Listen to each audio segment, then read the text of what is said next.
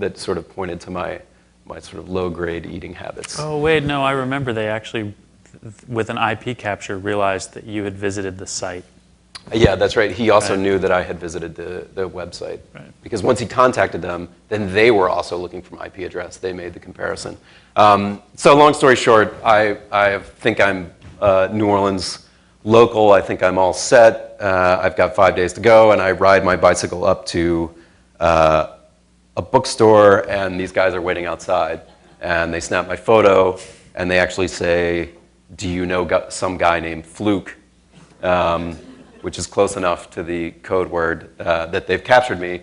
And actually, I think the funny thing about this photo is that I'm still wearing my fake wedding ring, which was part of my disguise. I don't know why I deem that to be a proper disguise. But I don't know. Well, you'd also shaved your head. I had shaved my head. So that day, right before I rode over, actually, I had gone to my final disguise, which was shaving off the rest of my hair. And going bald, and then I was going to go to wigs after that, but I never got there. So that was basically it, And people always ask me, did I prove one way or the other? Did it prove that it's impossible to disappear in America, or do I think that someone could really do it? And obviously, how hard it is to disappear is entirely a function of how hard people are looking for you. And there were a lot of smart people who were looking for me.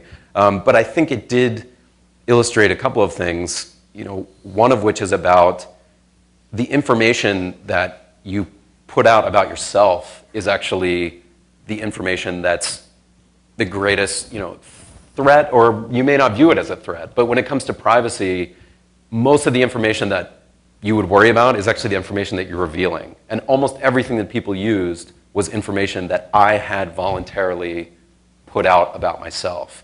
The fact that corporations collect data about me is an issue, but when it comes to this actual real-world situation, that stuff wasn't the stuff that I had to worry about. The stuff I had to worry about was the stuff that I had put out.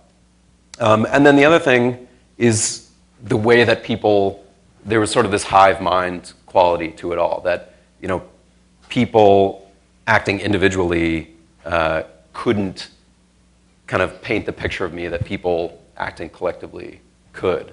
And even in the end, Jeff Reifman used this sort of supreme individual effort to figure out my IP address, but he could only catch me through collaboration. So it's kind of an interesting experiment in how that works. And subsequent to that, the Department of Defense actually replicated this in a way they put weather balloons all around the country, and they ran this contest to see if anyone could identify who most quickly could identify where all the weather balloons were, and who could form teams to find them. And it followed much the same structure as this. So that was the experiment. And how you want to chat? What were you going to do? I mean, how was it? Were you just going to lay low in New Orleans and try and ride it out? No, I had already bought a plane ticket actually to New York. I wanted to finish in New York because that's where Wired's parent company, which is called Condé Nast, is based in Times Square in New York. And I wanted to infiltrate the Condé Nast building.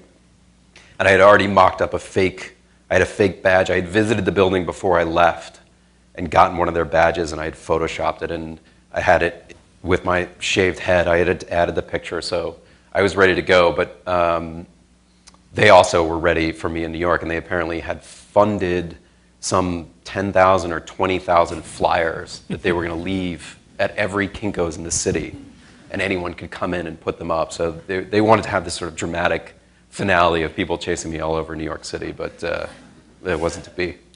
But it didn't work. Yeah, it's funny because we met actually before. I think I knew about the piece, but I'd thought about it in the context of this show before we'd met, but then it became really interesting to think about it in the context of the exhibition when we did meet, because there were all these ways in which this project combined. I think part of the reason why it was so popular is that it combined, these two desires, this desire for sort of notoriety and participation in the culture at large through social media kinds of networking and exhibitionism, and at the same time this interest in privacy, which I think increasingly lots of news stories seem to cover. Kids who find themselves, recent college graduates who've gone all the way through college on Facebook and now find themselves struggling in an economy like this one to get job interviews when people can find all kinds of bad drinking pictures about them online and are kind of trying to manage their digital lives differently. Yeah, well, then there was an inherent irony in the whole thing, in that the whole idea was supposed to be that I'm disappearing, that I'm showing what it's like to disappear, and yet every day I had this surreal experience where I could get online and there were thousands of people talking about me and talking about who were my friends, and look at this new picture of him, and I found a video of him. So it was also the ultimate exposure in a way. At the same time that the whole point was supposed to be, disappearing. It was the opposite effect was taking place. I mean, did you do anything differently? Did you modify your behavior or sort of digital lifestyle or any other aspect of it after this was over? No, to be honest, I didn't really. I tightened up my Facebook privacy settings and the kinds of things that people do. But for me, it's too late. I mean, all the stuff's out there. It's still all out there. You can find my signature on the apartment that I bought. Everything is posted online. I just had to rely in the end on the fact that once the context was over, people could care less about me or my information. So it didn't really, besides being weird, it didn't really seem to change my life much once it's over. But no, I'm a little more careful, but I think you have to make almost a holistic decision whether you want to join that world or not. I mean, as you're saying, with not being on Facebook or not being on Twitter, you can do partial measures, but then you're relying on the companies to sort of, their goodwill, that they're going to help you, and they have no interest in helping you maintain your privacy. So the easiest way to maintain your privacy is not to join. Yeah. Right. Yeah, I mean, the strange thing for me is to find periodically that I'm actually on Facebook, even without having a Facebook account.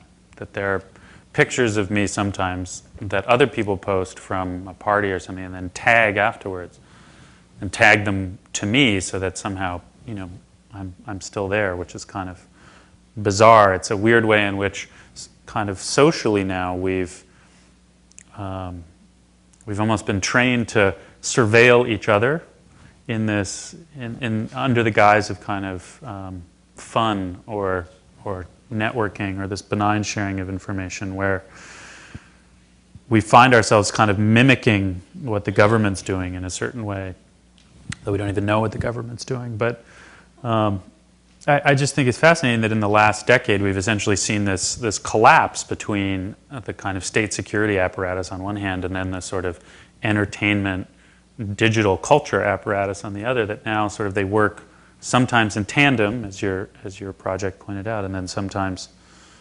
independently. But I mean, you were saying before that you went and gave a presentation at the CIA. I mean, did you ever ask them what they were interested in? I did. I asked them many times. So I got invited to come speak to the CIA at CIA headquarters at a conference that they have, and at first I thought it was a joke. Actually, I thought someone was, partly because the CIA acts in really bizarre ways. Like, they would only send me things in unmarked envelopes typed on an actual typewriter. And so it looked like someone was playing a joke on me, but it turned out they did want me to come speak, and I kept asking, like, what did you... And a lot of them, what they said was that they had a challenge which is related to the challenge that I had in this, which is that when they have agents go overseas and they need an identity, that in the old days you could kind of give them a fake business, you could give them a name and business cards, as I had, and they could kind of go with it. But now, because of database technology, you can run a background check on someone for $25, and that background check will get things like every address they've ever lived at, their credit history, all of that stuff exists. So what they call the backstop for the identity has to be much deeper than it used to be. Now, whether they didn't learn anything from me about how to do that. I think it was more because I had thought about the same issues. They had some database experts who spoke at the same time who actually really did have advice on those topics, but I had no advice to share on how they could improve their identities. But so it's weirdly easier, it sounds like, and we've talked about this before, to steal someone else's identity than to try and create a fictional one. Yeah, I mean, it all partly depends on what side of the law you want to be on. So, you know, if in my case, if I wanted to buy a fake passport, if I wanted to go online and get into a social security number, mark in and buy a social security number, those things are possible online. But in terms of establishing a new identity, especially if someone's looking for you, it's so much harder than it used to be, because as much as there's some anonymity online, in the real world, it's much harder to have anonymity than it ever was. And you can get online and go into a forum and be anonymous, or go into Second Life or whatever you want. But you know, in your real life, you need ID for everything. You need a social security number for everything.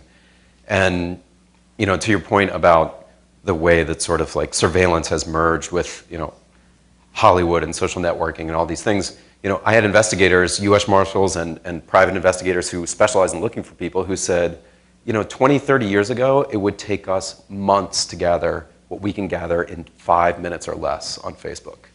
You know, if we want to find someone, we would have to build up a profile about them. And what you've done is you've actually built up a profile about yourself.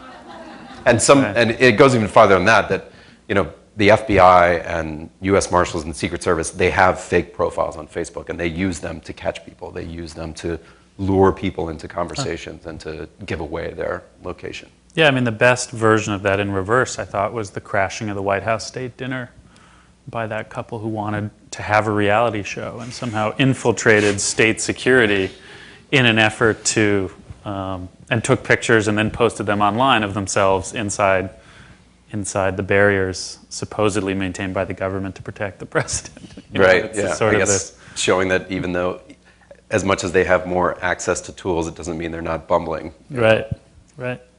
Maybe we should open it up for questions. People have questions? I think there are microphones around so that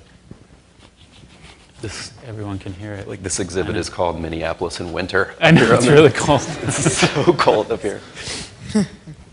Hey, Evan, I read your article when it came out in Wired, and I was wondering, towards the end, when you were getting really paranoid, like around the time of the helicopter thing, did you almost find yourself kind of subconsciously wanting to be caught just to be over with it? Well, it didn't. The helicopter thing actually happened at the end of the first week. So that kind of paranoia built up when I realized how many people were paying attention to it, because remember, when we started it, we didn't have any idea if 5 people or 100 or 1,000 were actually going to care. And is $5,000 a lot for this kind of thing or not? So when I realized how many people were paying attention, I got pretty paranoid, and that's when I ran from the helicopter. But at that point, I really, really did not want to get caught, because first of all, it would be embarrassing to get caught after anything less than 2 weeks. And also, I had kind of put a lot of people through a lot of you know, minor trauma to do this. You know, my family was worried about what was going to happen.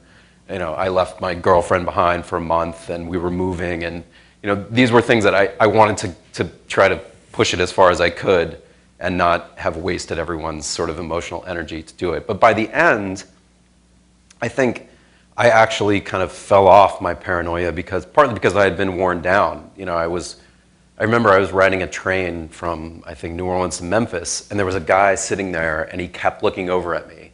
And I just thought, this guy knows who I am. He recognizes me.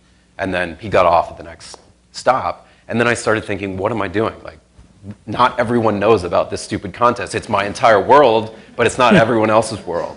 So I think within that was this idea of, like, I did just kind of want it to be over at a certain point. But then that's also how you got caught. That's partly how I got caught. But even when I got caught, I was angry, though, because as I got closer to the end, you know, there was only 4 days left. So and the $5,000 looked closer. Yeah, exactly. And I may or may not have mentioned, but $3,000 of the $5,000 I put up for it. So that was my incentive to not get caught, was I was going to lose $3,000. So you can imagine when I actually finally did get caught, and these guys are like jumping up and down and dancing around because they've just won $5,000, and I'm sitting there having lost $3,000, and then they took me out and bought me a pizza. Gluten-free. Yeah.